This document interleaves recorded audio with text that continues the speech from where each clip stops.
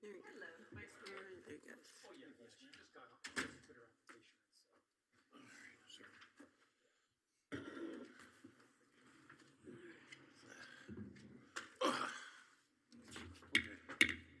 Good evening. This is the City of Dania Beach CRA meeting on October the 14th. It is 6:00 p.m. and I call this meeting to order. City Clerk, if you would please call the roll. Yes. Chair Davis. Here. Vice Chair Salvino. Here. Board Member Llewellyn. Here. Board Member Ramoli. Here. Board Member Ryan. Here. City Attorney Bootsas. Here. Executive Director Sosa Cruz. Here. Chair, you have a quorum. Thank you so much, City Clerk. And the next item we have is citizens' comments. Do I have any citizens? Seeing none. I'll invite the public to come out for citizens' comments to the CRA. Next up, we have item 3, administrative reports. Director Chen.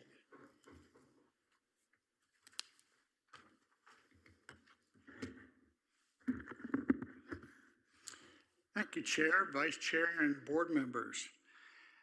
For economic or CRA initiatives, I'll start with the facade grant program. The G Coin Laundry, located at 225 Southwest 2nd Terrace, has completed their renovations. Just for some detail on this, their original estimate was $57,000. But their paid receipts showed that they actually invested $76,000 in their rehab.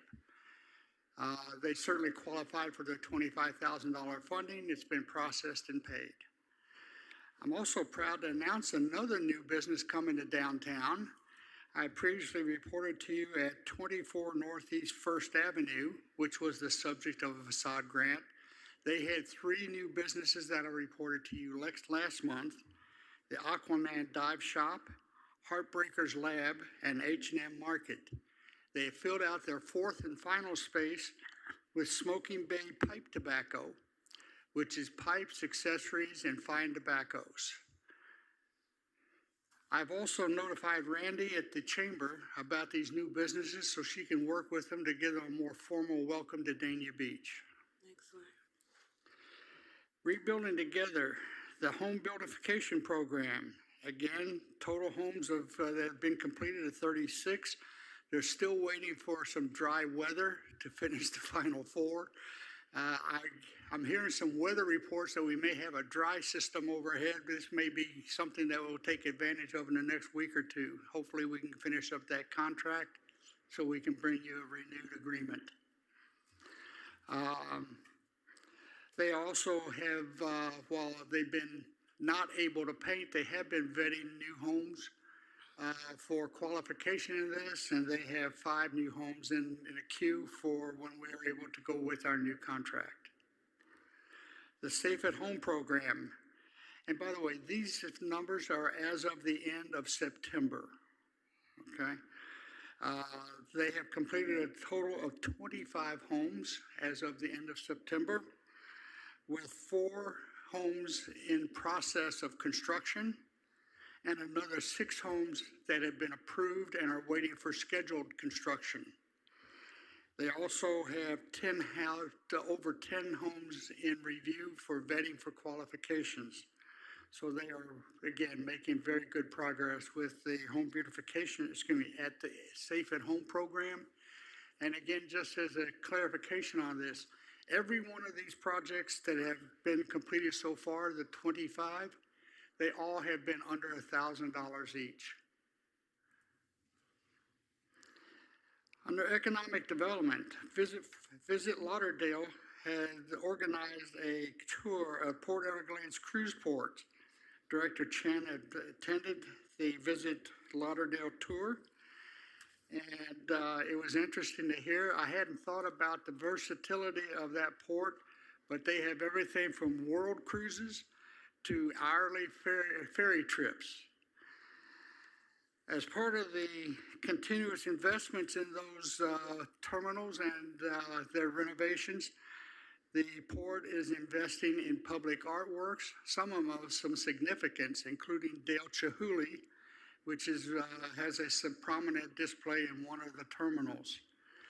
It was interesting to see the finish differences between the terminals depending on the cruise ships that they're serving. For instance, the Celebrity Cruise Terminal was a very high-end adult finish. You felt like you were already in the luxury of a fine cruise when you're sitting in the terminal. The Disney Cruise Terminal, however, was a bit different. The minute you stepped into the terminal, you felt like you were already on the whimsical cruise of the ship. So it's very different personalities. And I say while you're sitting in the waiting rooms in the cruise terminals, this is a very short process now. Most people are cleared for the boarding on the ship within 30 minutes due to the new programs that they're using. They're using facial recognition software to check people in and pre-qualification for boarding. So most people can, from the time they step in the terminal to the time they're able to get on the ramps of the ship is less than 30 minutes now. Port Everglades has two forecasts that will be of interest to us. Port Everglades is expecting in 2025 to have a record number of cruise passengers, something in excess of 4.4 million. Last year, they had just slightly more than 4 million. So this is almost a 10% increase forecasted for 2025. Also, they have noted that cruise passengers are arriving earlier for their cruise and staying later after their cruise, which means they're spending nights in hotels somewhere in the area. The Six Pillars Broward 2045 is a program that is about the economic and financial future of Broward County. It is a strategic partnership and visioning plan that is led by the Greater Fort Lauderdale Alliance and its partners. And the Alliance is updating the Six Pillars program to adapt it and improve its economic viability for the next several years. Director Chen has attended workshops for every one of the Six Pillar workshops, which include, they're defined as talent supply and education, innovation and economic development, infrastructure and growth leadership, business climate and competitiveness, civic and governance systems, and quality of life and quality places. So I have attended a workshop in at least every one of those, in some cases more than one of them. These workshops are building on each other, so each session is going over new things as you go along, so you could actually attend all three sessions for each of those pillars and be talking about new information each time. Originally, they had planned during November to have a public presentations of the updates and secure additional public information. Because of the participation, they've actually postponed that now. They're looking at probably in March of next year to have the public presentations of the update. As kind of an interesting point of view here, the Six Pillars 2045 actually came from a concept that was developed by the Florida Chamber Foundation. And it was a program for the entire state of Florida and its future. And it was all with basically looking for the next 20 years, what Florida needed to do to stay competitive and be more aggressive in its capture of business and economic trends through the future. This exercise included a caucus system that was comprised of more than 400 leaders and experts, and I'm proud to say I was on one of those caucuses. The patch, in terms of its general operations, for the month of September, they had 29 visitors. They had of those visitors, 18 were new walk-ins, and all 18 of them had joined the patch mailing list to stay in touch with what's going on. The harvest weight was only 150 pounds, but I'll remind you, this is the end of the summer growing season, which is bad in Florida. And I expect of the 150 pounds, probably most of it was coconuts.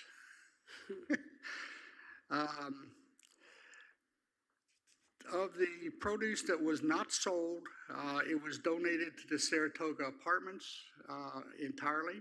So we're supporting our local institutions with whatever's grown there. And the number of volunteers for the month was 11.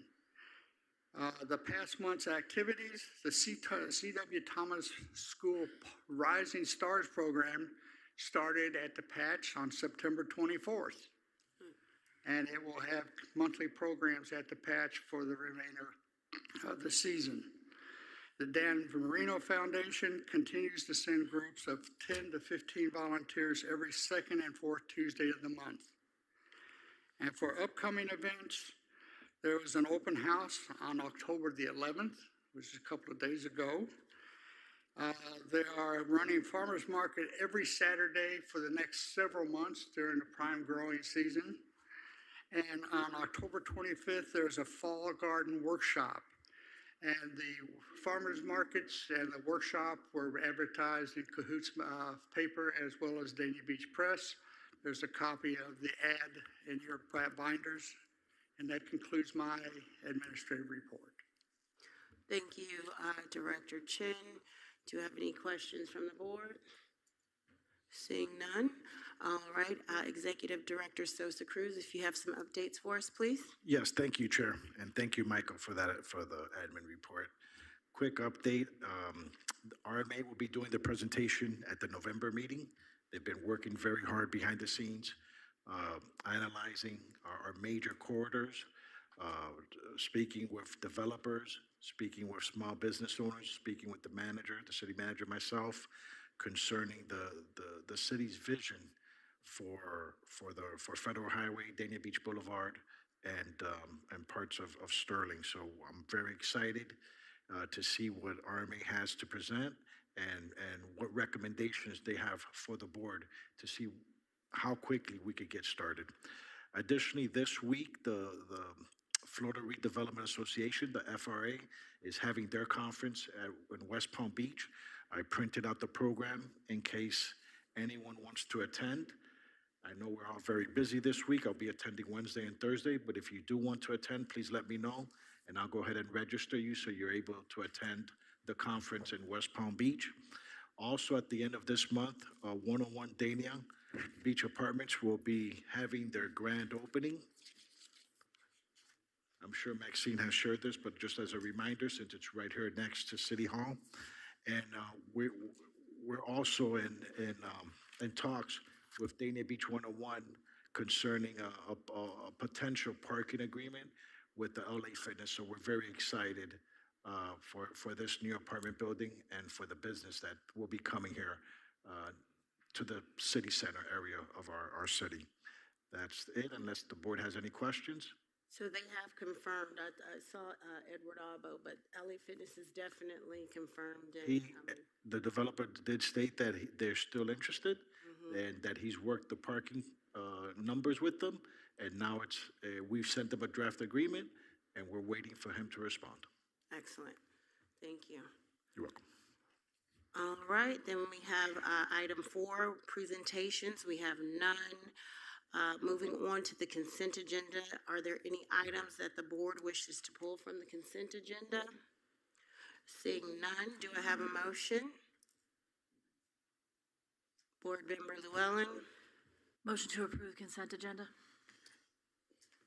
Thank you. Vice Mayor. Second. I have a motion and a second. All in favor say aye. Any opposed? All right, the consent agenda passes unanimously. Next, we have item 6, proposals and bids. We have none. Item 7, we have discussion and possible action. We have none. Item 8, we have information items. We have none. Item 9, we have board member comments. We will start with Board Member Llewellyn. I'll defer my comments until the commission meeting. Thank you. Thank you, Board Member Llewellyn. We will move on to Board Member Ramoli. I have no comments. Have no comments from Board Member Ramoli, Board Member Ryan. No comments, Chair.